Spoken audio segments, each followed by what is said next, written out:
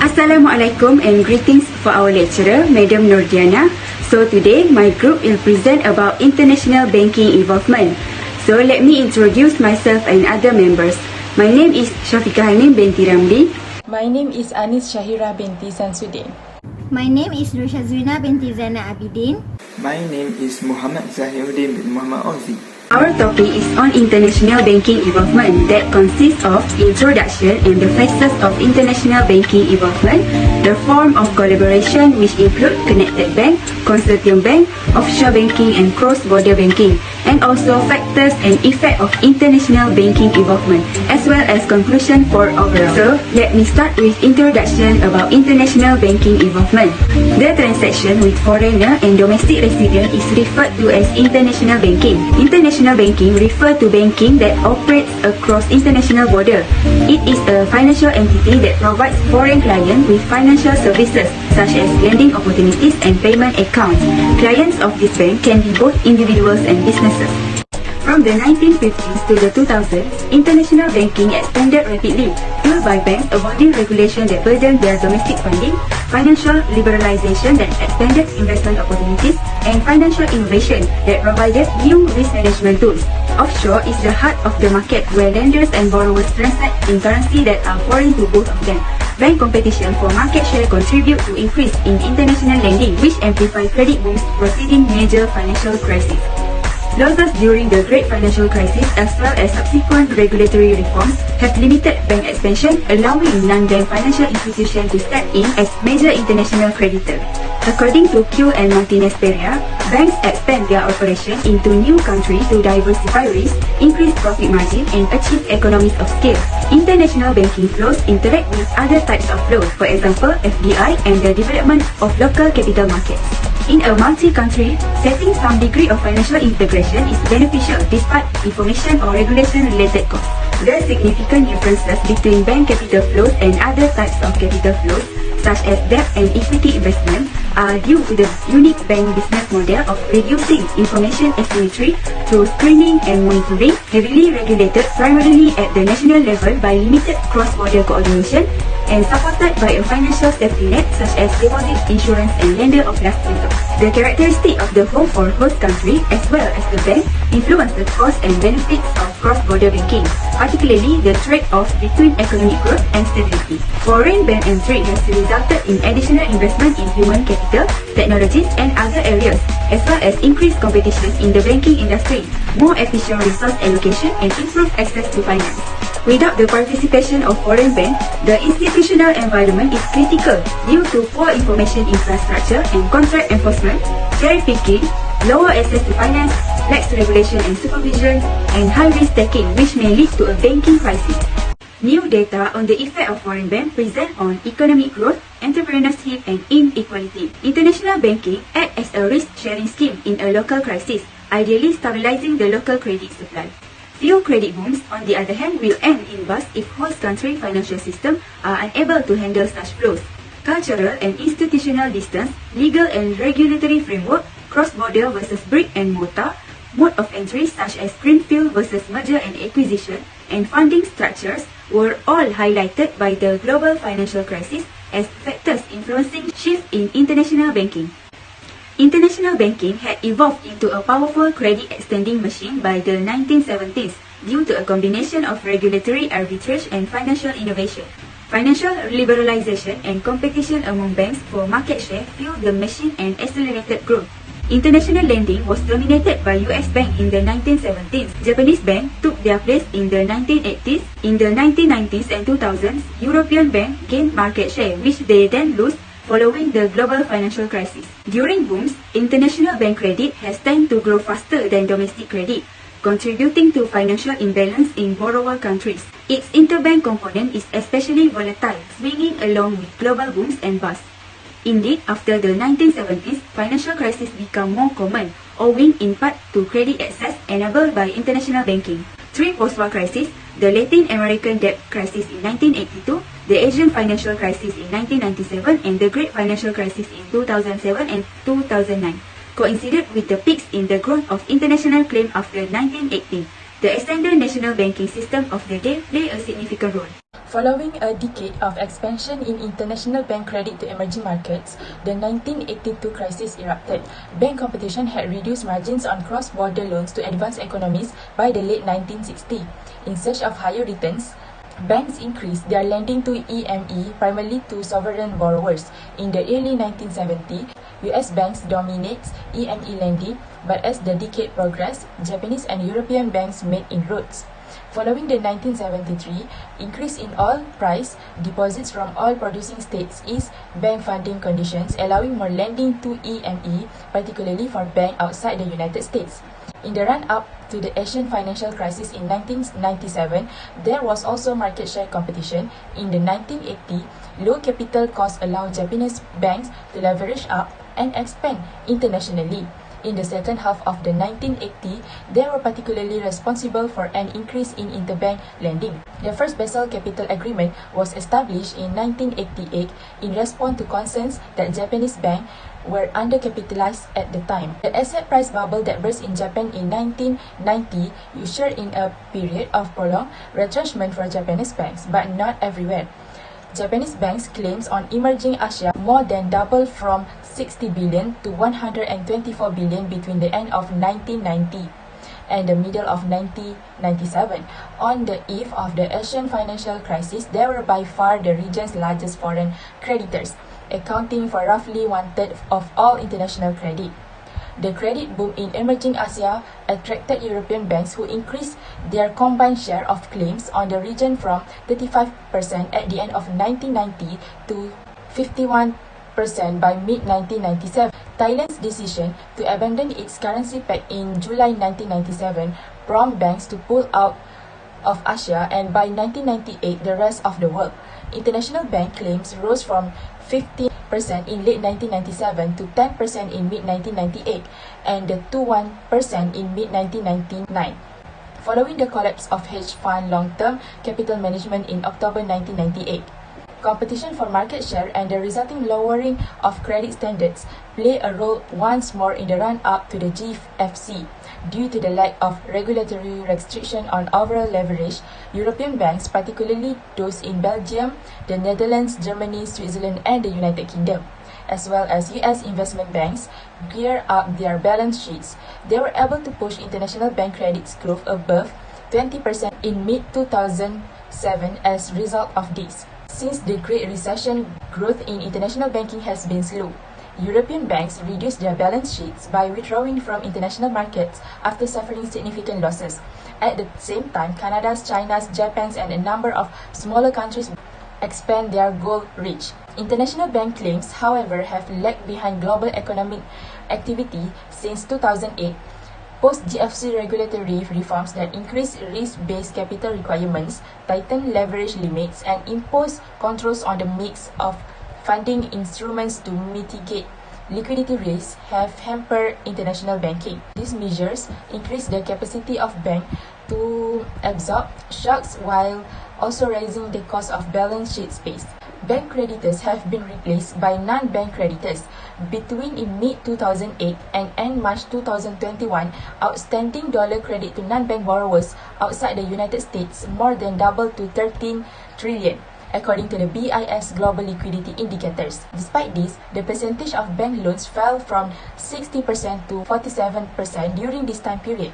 Non-bank borrowers are increasingly turning to bond markets for foreign currency funding instead of banks, giving asset managers and other non-bank financial institutions a bigger role as credit providers. But as we can see from the bank's growth phase, a variety of new financing facilities are being offered to customers based on their various requests, and the international bank's evolution benefits all parties because it helps to raise the standard of living. For example, in the 1950s, people preferred to use checks for business transactions because it was more convenient than bringing large amounts of cash all at once. People continue to prefer cashless transactions, but in a digital manner. In 2020, as the majority of them use an e-wallet as a payment method. The bank's continuous evolution in terms of product and service upgrades is the reason for this. There are two phases of evolution of international banking sector that are divided into colonial banking and modern international banking. Colonial banking started before the 16th century. The colonial banking only provided to the customer on two services only, which is the holy deposit and making loan. At the time, the bank was located at the holy venue such as the religious temple. At the first, colonialism was established in the late 8th century. It was considered as the preferred system at the time for the exploitation of lesser developed nations. In the 1830, the British Bank will open their branches of bank in Australia, the Caribbean, and North America. In the 1850, the British Bank had operations in South Africa, Latin America, and India at the end of the country.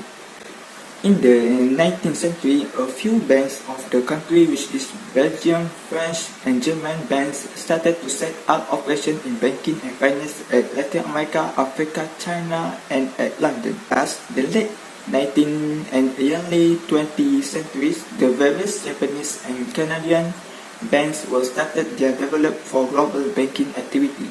Next is modern international banking that can explain in three forms, which is first wave, second wave, and third wave. JP Morgan, Lehman Brothers, and Goldman Sachs in the second half of the 19th century performed the underwriting securities activities such as issuance of shares and bonds that sold in London to European investors or players. Push the first wave started in the 1830s, which is London and British still a colonial state. IB facing constraints to grow more rapidly. Expansions of bank overseas during the first half of 20th century was likely limited due to the decline of the British and its colonial empires. Economic uncertainty occurs in the first wave, which is changing in political views in many countries and World War I and II. It is also restricted competition that comes from foreign countries for the purpose of establishing their own banking systems or markets. The second wave happened in the 1960s and lasted for 3 decades that mainly related to international banking transaction is growing among developed countries. It was started appearing in the US as a key economic power. This happened when the US banks began to expand out of the country to meet the financial requirements of MMC. Other than that, they taking advantage of cheaper financing outside the local market to gain a competitive advantage. For example, Coca-Cola has been started to make a business overseas and will make the transactions involving money so that international banking also can evolve. The third wave occurred by the 1990s, which is international banking was denominated by large banking and financial institutions that specific from the US, Japan, Germany, the UK, France, Italy, and Canada. International banking was formed through the consolidation within the bank that precedes any transaction, cross-border M&A, and the ongoing shift to universal banking, which is transaction transfer from one country to another country. They act as a one-stop center when it turns to universal banking. The biggest challenge in the third wave is to find the best way to offer the best for customer. They are challenging to invest in R&D to implement new system or technologies. For example, before technological advancements like today, there are no internet banking, so customer must come to the bank personally. This is a consortium bank. A consortium bank is a subsidiary bank formed by several other banks. This bank may form a consortium bank to fund a large-scale project that is too large for a single bank to accomplish, such as providing affordable home ownership to low and moderate income home buyer, or to carry out a major transaction such as selling loans in the loan syndication market. The consortium bank is a common multinational corporation or MNC in the form of a joint venture with shareholder from two or more banks of different nationalities. It is a self-contained legal company that is typically formed by a foreign MNC and a domestic enterprise in an international joint venture. Superior technology, management know-how, money, access to finance and other benefits are typically provided by MNC. The domestic firm, on the other hand, provide the expertise of local conditions as well as access to distribution channels. Consortium banks have 5 advantages, which are ease of formation, flexibility, ease of termination, confidentiality, and cost. Most consortium are formed in writing by the execution of a consortium agreement. Thus, there are no formal procedure that must be followed. Furthermore, no funding is necessary to establish the consortium. Flexibility means that consortium members can amend their contractual agreement at any time to accommodate changing circumstances. The termination is simple, and confidentiality is some consortium members may prefer to be unnamed parties in dealings with third parties. The final one is cost. The cost of running a contractual joint venture is typically lower than the cost of running a joint venture firm.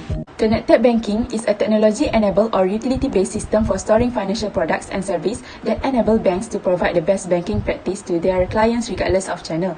Connected banking includes digital front office application for mobile payments and self-service. However, in order to gain agility, bank must also have adaptable mid and back office frameworks that are ready for rapid development. The foreign bank decides whether or not to establish a presence in the bank's capital in the other country. The presence is incidental. The local bank's administrative and name control are retained. Connected banking has 4 advantages, which are enhanced security, customer understanding, remaining over the competition, and the removal of open banking platforms. The first is enhanced security. As hacking and other advanced security threats become increasingly prevalent, it is critical for organizations to maintain security to support customer trust. Connected banking ensures increased security through encryption and validation, allowing access to authorized individuals, including perceived clients and personnel. This innovation can provide banks with a better overall picture of the client and representative conduct and character, which can help maintain information security. Next is customer understanding. As customers demand more comfort in traditional banking, the industry can use connected banking to improve the customer experience. Moreover, while buyers can benefit from useful and simple-to-use mobile applications to perform money-saving activities, banks can benefit from a better understanding of customer needs through more information about credit and money management methods, as well as expand cooperation with buyers through social media channels. Aside from that, by utilizing connected banking, banks are increasingly prepared to help business customers and are experiencing better outcomes as a result of the expanding measure of accessible information. Relevant innovative advances such as biometrics to monitor physical execution and positional device to track shipments can enhance knowledge into specific actions. Data gathered from these executions can help banks develop new procedures and make decisions about future enhancement. Finally, there is the revolt of open banking platforms. The open banking incline must not be overlooked. The Open Bank project, for example, is the primary activity to provide a traditional structure for sharing banking data. Every country around the world has its own offshore banking. The bank is usually developed in a small island in the region, and it is to provide services not for the residents of the country but mainly focused on the foreign clients. For example, in Malaysia, offshore banking was located at Labuan Sabah, which provides service to non-residents. The customers who use the service in offshore banking usually have a high value of income in their business or are known as a high net worth client. There are a few benefits for the foreign investor which has attracted their interest if they use an account or services in offshore banking. First, this is because of the financial security which can protect their capital, especially to the investor who come from countries that have stability problems in their economies.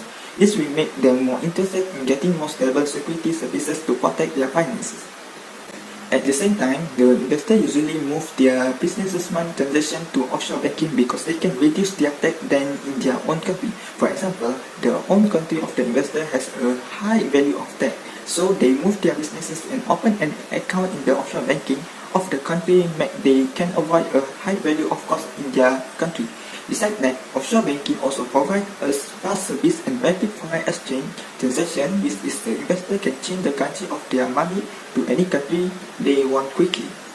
For cross-border banking, the cross-border banking is contrary to offshore banking activities. In the cross-border banking transaction, the banking and financial institutions include themselves organically in the financial system of the country where they are being located. The investor usually went to the other country to open one of their branches in the country tries to penetrate the local financial market. With the policy of the globalization, liberalization or integration of the financial industry, the ability to provide cross-border financial service has become increasingly significant. This is having been important to every country because every country nowadays move forward to the policy of globalization, liberalization or integration of the financial industry. They are consolidating the policies to make a system that can move forward globally to every country around the world, not to one country only. This is because they want to attract foreign investors as many as they can. Next is factors of international bank involvement. When conducting business with or establishing operation in a foreign country, a bank will consider the following aspects, which are the home country's potential growth and the condition of economic, political and legal developments, as well as the approachability and stability of its monetary system and the aspect of the host country, which might also provide exact bank competitive strength. One of the factor is multinational advantage, which states that the ultimate purpose of any for-profit business is to sell more products and services in order to earn more revenue and income for the owner or investors. Bank will follow their multinational customers internationally in order to avert clients' loss to foreign banks seeking to serve the multinationals' foreign subsidiaries. Multinational banks prohibit foreign banks from eroding the travelers' check, tourist and foreign business markets. These are some of the key advantages that multinational corporations have over organizations that limit their service to specific areas is a bigger pool of potential clients. Moreover, an international bank with a strong presence in US cities may be unable to efficiently expand within the US, but setting up new locations in other nations allow it to tap into new undeserved markets. Another benefit that international corporations have over their domestic counterparts is access to labor, because a multinational corporation with operation in several countries can locate its manufacturing operations in developing countries to enjoy the benefits of inexpensive labor and then markets its product in advanced nations. The next aspect is economic development, which is the profit maximizing strategy behind bank's foreign activity, which is influenced by, among other things, economic developments and the regulatory environment in the home country. In the case of emerging countries, the economic environment should take into account the necessities of the poor. Self-help can be a significant channel for the poor's struggle to achieve socio-economic upward mobility. Participatory financial service management is more efficient and responsive to the needs of such countries' economic development. The poor or needy should be provided equality of opportunity to save money in a bank savings account as well as top facilitate financially. As a result, the gap between the poor's aspiration and the capabilities of the formal banking system must be eliminated. Furthermore, one of the variables influencing international bank evolution is the competitive market. This is related to the level of growth of financial system, which has increased competition among banks, development financial institutions, DFIs, the capital market, the money market and forex. This tendency, which has intensified in mature system over the last 30 years, has put pressure on domestic profit margin, driving banks to expand their customer base abroad and promoting financial creativity and innovation. The rise of securitization, which has extended bank financing alternative by allowing them to better fit the individual needs of diverse investors, has bolstered the trend of worldwide expansion. For example, Malaysia's vision of becoming a high-income nation by 2020 has resulted in the issuance of a large number of sukuk in order to attract new investors as joint venture partner in the construction of more infrastructure or basic amenities for the country. The final factor is transaction cost. Bank may lower transaction costs and foreign exchange risk on currency conversion by retaining foreign branches and foreign currency account if government control can be avoided. While MNC can benefit from inexpensive labor, they may also face higher tax and have to pay more for additional services such as insurance and moving goods from producer to customer via mobile banking, a joint venture and partnership contract. Because of the increasing returns to scale, corporations tend to consolidate their operation in a single location, and they prefer to be near the larger market to decrease transaction costs. A radius of 5 km from the bank location is considered optimal for a joint venture type of business. So next is the effects of international banking involvement. So the first effect is become an issue and controversy among the banking and financial sectors. This is because the benefit that they are got may be from the increasing of competition, which is if more competition among the banks, they will take the fastest action to increase their own potential in the limited market condition. The banking sector scrambles to make sure that they give the best services to the client and customers. Maybe this is also will be a burden to the bank later, even among the local bank too. The second effect is the credit role of the bank is diminishing. They are decreased because the role of the money and capital markets becomes more important compared with the role of the banks. In the previous times, customers make banks as the place for them to make a loan or borrowing money only. But now, when international banking more expanded, all the banks active involved in a financial market, we've provided many types of instruments to investors. or customers to investing. The third effect is contributed to the increase of competition. They will try to find a way to give the best and better product or services to the client, customers or consumers with their own tactics. So that will give pressure on the bank to continuously active in one country. So they decide to start joining each other for the purpose to become more bigger and expanding in the range of product and services banks offer. The fourth effect is strategy and development of international banking system change every day. This is referred to the another form of international banking that they are using is an agency, which is they are not a bank but they act as a bank. Agency becomes one form of relationship between representative office and existing branches. These agencies will not accept any deposit or receive money from residents of the country where it is located. They only provided any other services that represent the original or country bank that they already signed an agreement with and make a promise to give cooperation. An example of any commercial activities is the customer advice corner, in which investment need to be securitized by the customer and so on. The fifth effect is giving an impact to the risk profile and resilience of individual banks. This is happening through competition, efficiency gains and risk diversification. Banks can utilize the risk-return frontier along its international dimension that induced by competition in the financial sector. The geographic diversification can reduce the riskiness of its aggregate portfolio. Sixth effect is influences cross-border risk sharing. Increasing the risk sharing is generally beneficial for financial stability. By enhancing risk sharing, the activities of foreign banks in particular country can reduce the probability of financial crisis and lead to less pro-cyclical lending behavior. The last effects when the international banking expanded is economic growth and efficiency through 5 channels, which is introducing new financial products and services that improve the use of technologies in the host countries. Second is foreign banks are likely to give pressure to improve the overall regulatory and supervisory framework.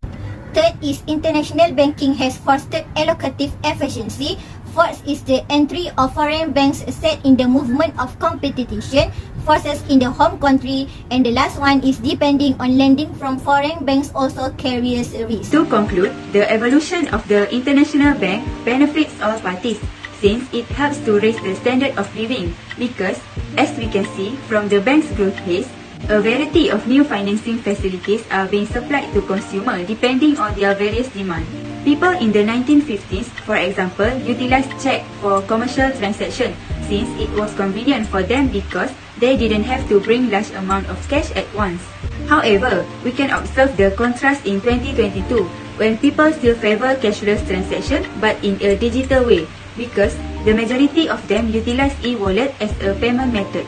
This is due to the bank's ongoing evolution in terms of upgrading its product and services. The conclusion is offshore banking and cross-border banking is important in the financial of the country or to the investor. It helps each side in many ways to improve and make sure the stability of the financial institution of the country, moreover to the investor. Without offshore banking and cross-border banking, the financial institution in the world will not work properly. Two phases that taught by the international banking is the history of the involvement of international banking. The first phases are about the starting of international banking. Currently, British still a colonial state. They started to open branches in Australia. The second phases are after colonial banking, which is modern banking that can be formed by the first, second and third wave. In all these waves, about how international banking involvement, what challenges that they face and the relationship with other countries. As a conclusion, all of the effects of international banking is more helped international banking to continue its involvement from time to time. Mostly, it is giving a good, positive and better impact for international banking, especially they can make a good relationship with other countries so that I be more expanded. They are also give convenience for customer because of more types of products or service are provided at all of the banks that can be used by the customer and consumer.